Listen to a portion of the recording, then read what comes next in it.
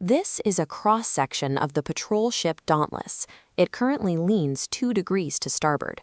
To prevent the keel bracing from snapping and the ship from sinking, the bosun needs 16 iron fittings. The math of survival on Mesika Cay is unforgiving. 30 fugitive refugees are camped on the beach, and the children are currently sleeping under canvas tarps. To build real roofs before the next storm hits, their leader needs a specific set of carpenter's tools. These supplies are sealed inside a subterranean vault beneath the island. For 35 years, that space has been occupied by a massive ooze, a creature that consumes memories and uses the stolen faces of dead dragon tenders to lure in new prey.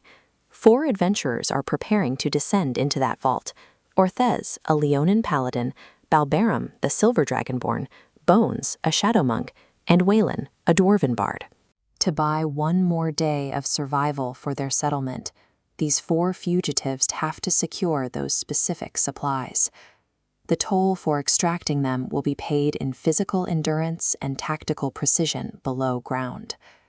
Leaving the vine-choked surface, they descend into the limestone vault. They are met by cloudy, bioluminescent water rising through the dark corridors. The water is blood-warm and climbing higher with every step. Wading through knee-deep liquid creates ripples and noise that echo through the stone halls, systematically stripping the party of their stealth. They find physical evidence that the creature has been moving while they were gone. Corridors that were previously dry now have wet residue high up on the walls. The ooze is conducting scouting runs, choosing the battleground before the party even arrives. They pass an ossuary containing 12 alcoves where the original dragon tenders lie wrapped in gray cloth. The horror comes from knowing the monster below has stolen the voices and faces of these specific people to use as psychological traps. As they wade deeper into the sweet-smelling rot of the water, the vault functions as an active, intelligent trap, closing around the party within the monster's own territory. They reach the final chamber, a room called the Heart. The creature drops the pretense of its stolen faces, revealing itself as a translucent mass the size of a draft horse, filled with the floating bone fragments of 7 consumed victims. The fight immediately falls into a brutal rhythm. Orthez takes the front line, driving divine strikes into the mass, while Bones uses precise shadow monk attacks from the flanks to sever the creature's reaching limbs. Even their elemental tactics fall short. Balberum unleashes his breath weapon, freezing entire sections of the ooze until they crack and fall away.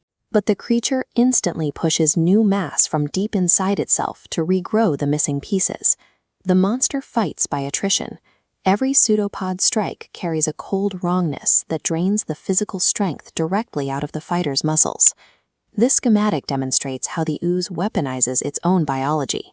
By continuously spreading its mass across the floor, it physically shrinks the safe standing space, isolating the 4 adventurers into tighter corners of the room.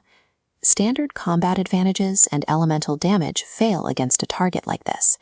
The party is fighting an enemy with endless mass, no vital organs to strike, and a strategy built entirely around physical exhaustion. As the slime overtakes the floor, Wayllan the Bard climbs onto a waist-high stone chest in the center to escape the mass. He is seeking the geometric line of sight required to cast his most powerful area of effect spell, Hypnotic Pattern. The spell's blast radius fills the room, unavoidably targeting his allies. Trusting the bard, they deliberately cover their faces, successfully passing the magical saving throw. But the ooze lacks a mind to charm. The spell does absolutely nothing, entirely nullifying the magic. The execution of the geometry was flawless, and the trust from the party was absolute, but the result is a wasted asset, leaving the bard standing alone on the chest, entirely exposed to the monster. Wayllan is now immediately vulnerable. The immune ooze surges upward toward the stone chest to consume him. Seeing their bard about to die, Orthez, Balberum, and Bones instantly abandon their tactical spacing. They launch a simultaneous charge, slamming their weapons and shields into the gelatinous wall. This reckless, uncoordinated convergence forces the massive creature back just long enough. Wayllan climbs down from his exposed position and shifts his focus to verbal support magic. From there, the battle devolves into an agonizing grind of physical endurance. It finally ends when Orthez steps forward and splits the remaining mast in half with a single divine-charged axe strike. Raw, brute force sacrifice secured the vault. When the calculations failed, the party's survival rested on their willingness to catch an exposed teammate. With the room clear, they finally open the stone chest. Inside are the 16 iron fittings, the carpenter's tools, healing potions, and the historical records of the dead dragon tenders. They face a long, heavy climb back to the surface, carrying the weight of the supplies and the physical toll of the fight. Stepping back out of the dark cave entrance, they are hit by the blinding warm afternoon sunlight. They immediately deliver the assets. Vorak the bosun receives the iron fittings, required to save the ship's keel, and Adese receives the tools she needs to roof the children's shelters. On the beach, Senna, the traumatized, nonverbal child, runs up to Orthez. In a display of profound relief, she simply stands there, silently gripping the Leonen's battered armor. In a world driven by constant attrition, survival is an endless ledger of brutal costs. But tonight, the unbreakable trust of a found family has balanced the scales, buying them more than they had yesterday.